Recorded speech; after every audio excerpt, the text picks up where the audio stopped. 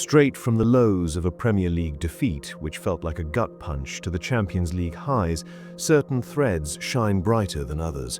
Moments of such sublime quality that they redefine the narrative of a match and potentially a season. Noni's opening goal against Club Brugge was one such moment, an apotheosis of individual talent that served as the fulcrum for a commanding 3-0 victory.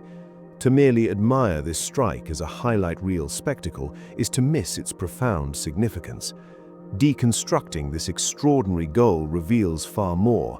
It is an exercise in dissecting the tactical implications of individual genius, exposing the defensive breakdowns that allow such moments to manifest, and examining how a single action can irrevocably shift a game's momentum. This victory was not solely the product of one man's magic, it was a synthesis of Noni's brace, Martinelli's own screamer, the stoic versatility of Christian Nørgaard in a makeshift defense, and the galvanizing return of Gabriel Jesus. The goal, therefore, was not the entire story, but its explosive and unforgettable opening chapter. A calculated strike or pure magic? The question that lingered in the crisp Belgian air long after the net had stopped bulging was a classic one.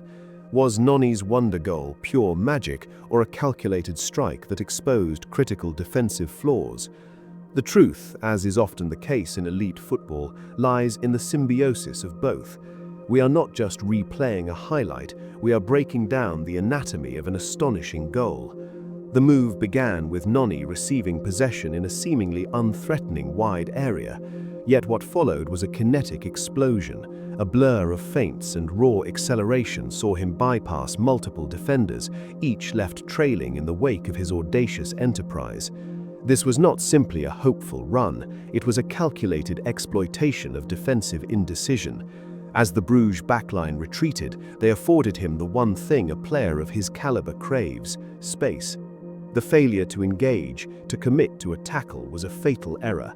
From 25 yards out, Noni unleashed a left-footed thunderbolt that was a testament to both power and precision. It was his second consecutive Champions League goal, a mark of his growing confidence on the European stage.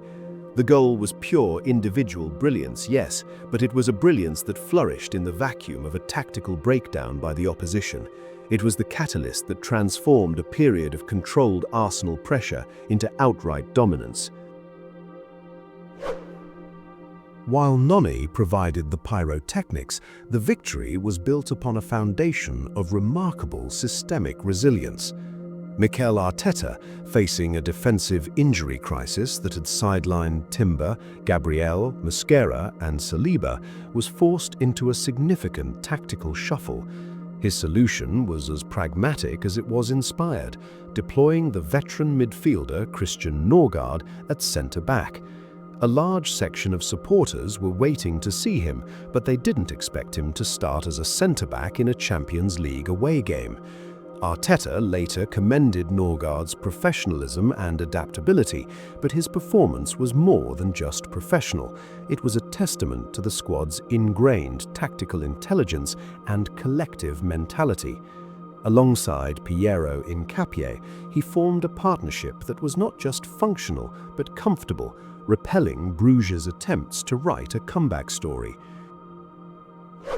The game itself, though ultimately one-sided on the scoresheet, had an end-to-end feel.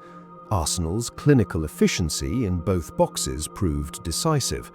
Before the deadlock was broken, Hincapié had a header cleared off the line and had struck the post, while Victor Gyökeres tested the keeper. Later, when Bruges threatened, David Raya produced a masterclass of his own with massive saves to preserve the clean sheet. This ability to withstand pressure and be ruthless in attack is the hallmark of a mature European side. The dominance was sealed by two further goals that showcased the multifaceted nature of Arsenal's attack. 2 minutes into the second half, Noni demonstrated a different but equally important skill set.